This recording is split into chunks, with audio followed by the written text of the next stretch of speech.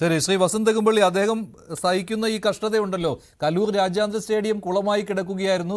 അവിടെയാണ് ഞാൻ വലിയ മതിൽ കെട്ടുന്നു, അവിടെ എർത്തിങ് പോലും ഇല്ലായിരുന്നു, അവിടെ ഞാൻ 2 എർത്തിങ് നടത്തി എന്നൊക്കെ പറയുന്ന ഇദ്ദേഹത്തെ നിങ്ങൾ എന്തിനാണ് ഇങ്ങനെ അവിശ്വസിക്കുന്നത് ഈ മരമുറിയുടെ പേരിൽ?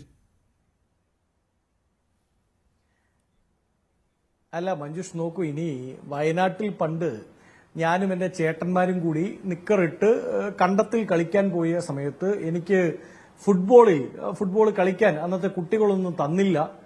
കളിക്കാൻ ഫുട്ബോൾ ഇല്ലാത്തത് കൊണ്ട് എന്റെ ബാല്യം ഫുട്ബോൾ രഹിതമായി പോയതിന്റെ ഓർമ്മയാണ്. ആ വിങ്ങൽ കൊണ്ടാണ് ഞാൻ മെസ്സിയെ കേരളത്തിൽ കൊണ്ടുവന്ന് കളിപ്പിച്ചേക്കാം എന്ന് വിചാരിച്ചത് എന്ന് കൂടി പറഞ്ഞാൽ മതി. അദ്ദേഹം ഓരോ ജില്ലയ്ക്കും 5000 ഫുട്ബോൾ മേടിച്ചു കൊടുക്കുമെന്നും പറഞ്ഞിട്ടുണ്ടായിരുന്നു. ആ ഒരു വാഗ്ദാനവും ഉണ്ടായിരുന്നു. ആകെ 5000 ഫുട്ബോൾ അങ്ങനെ എന്തോ ഒന്നും പറയുന്നത് കേട്ടു. ഇന്ന് എല്ലാ ജില്ലകൾക്കും ഫുട്ബോൾ, പിന്നെ സ്പോർട്സ് കിറ്റുകൾ. വളരെ നല്ല കാര്യമാണ് ഇത്. ഇദ്ദേഹം മറ്റൊരു പ്രാഞ്ചിയേട്ടനാണ്. അതാണ് ഞാൻ പറഞ്ഞ മഞ്ജുഷ്. നോക്കൂ, നമ്മൾ ഈ മറ്റേ ബെല്ലാരി രാജ സിനിമയിൽ മമ്മൂട്ടിയെ പറ്റി പറയില്ലേ, ചിലർക്ക് അവൻ മരമുറി രാജ, ചിലർക്ക് അവൻ മാംഗോ രാജ, ചിലർക്ക് അവൻ മെസ്സി രാജ, ചിലർക്ക് അവൻ ഫുട്ബോൾ രാജ. ഇനി നാളെ വേറെ എന്തെങ്കിലും കച്ചവടമായിട്ട് വന്നാൽ അരിക്കച്ചവടവുമായി വന്നാൽ അരി രാജ.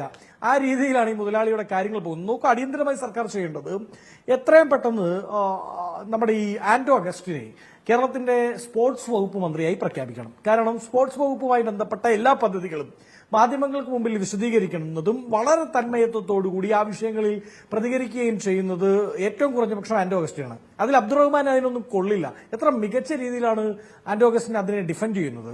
ഇനി അബ്ദുറഹ്മാൻ അപ്പൊ പണി പോയല്ലോ. അപ്പൊ അബ്ദുറഹ്മാനെ പറ്റിയൊരു പണിയുണ്ട്.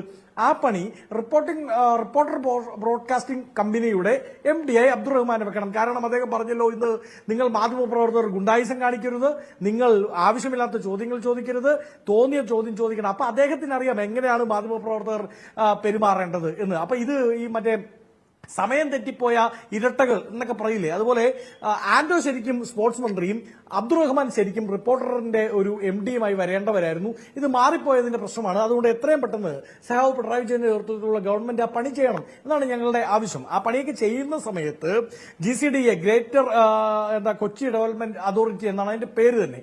അങ്ങനെ കൊച്ചിയെ ഗ്രേറ്റർ ആക്കുന്നതിന് പകരം GCDA ആന്റോ അഗസ്റ്റിനെ ഗ്രേറ്റർ ആക്കാനാണോ ശ്രമിച്ചത് എന്നത് പ്രധാനപ്പെട്ട ചോദ്യമാണ്.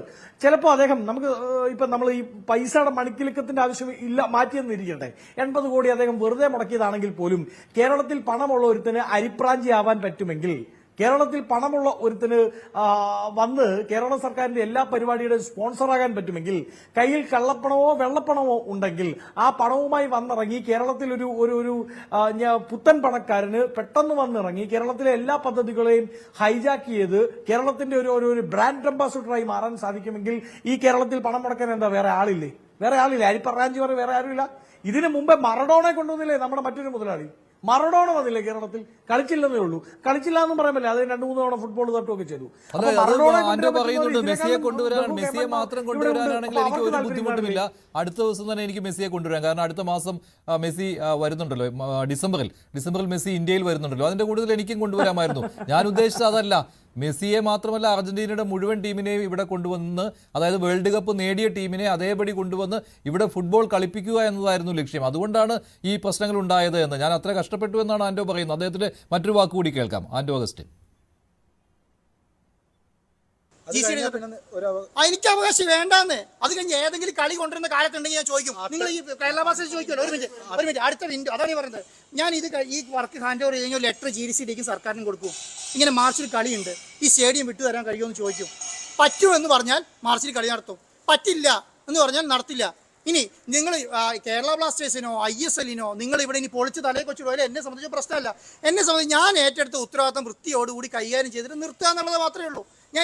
നിങ്ങൾ എന്നെ ക്രൂശിക്കുന്ന സമയത്ത്, എന്നെ വളരെ വൾഗറായിട്ട് എന്തോ വലിയ സംഭവം കുറ്റം ചെയ്തു എന്ന് പറയുന്ന സമയത്ത് ഞാൻ ചെയ്ത കുറ്റം കൂടെ ചൂണ്ടിക്കാണിക്കണ്ടേ? ഞാൻ ഈ അർജന്റീനയായിട്ട് സംസാരിച്ചത് പ്രശ്നമാണോ? ഞാൻ മെസ്സിനെ കൊണ്ടുവരുമെന്ന് പറഞ്ഞത് പ്രശ്നമാണോ? ഞാൻ ഈ ഫുട്ബോളിന് ഇതിനുവേണ്ടി ഈ സ്റ്റേഡിയം ഇങ്ങനെ പണിയെന്ന് പറഞ്ഞ പ്രശ്നമാണോ? ഞാനത് കേൾക്കാം. നിങ്ങൾ ഈ പറഞ്ഞ കാര്യം ഞാൻ ചെയ്ത് തെറ്റാണ്. ആ തെറ്റ് ചൂണ്ടിക്കാണിക്കണ്ടേ? ആ തെറ്റ് ചൂണ്ടിക്കാണിക്കാതെ നിങ്ങൾ ഇത് ചെയ്ത. അപ്പൊ ഞാൻ പറയുന്നത് എന്താ, നിങ്ങൾക്ക് ഇത് ഞാൻ ചെയ്യുന്നത് ഇഷ്ടമല്ലെങ്കിൽ അതോ ഏത് അതോറിറ്റി, ഇപ്പൊ GCDക്ക് പറയാം, പിന്നെ സർക്കാരിന് പറയാം, MPക്ക് പറയാം, MLAക്ക് പറയാം, ഇത് ഈ പരിപാടി ഇവിടെ നിർത്താം എന്ന് പറഞ്ഞ് നിർത്താം.